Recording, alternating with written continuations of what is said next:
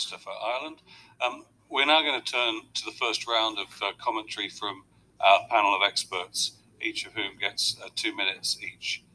I'm going to begin with Mr. Eric LeCompte of Jubilee USA Network. Thank you. It's an honor to be with you here today.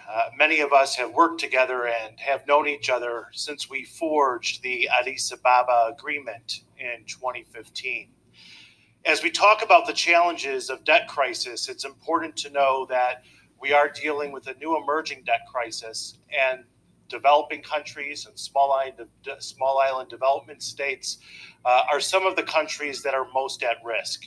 In particular, in light of the reality that we have more and more extreme weather events that are challenging poor countries from Mozambique to Antigua and Barbuda to Dominica.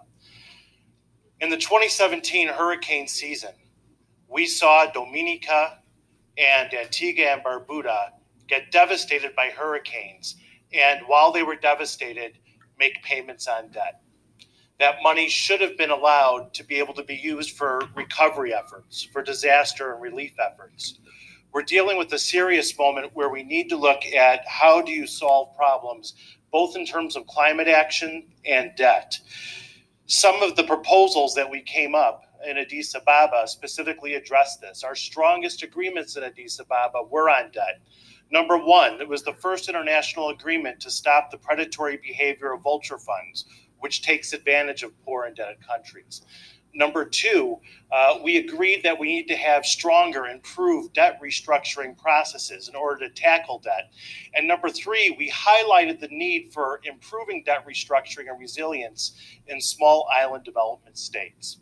Right now, we have active proposals to be able to deal with these particular challenges.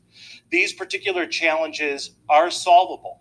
We made agreements on them. The UN General Assembly passed a roadmap on debt.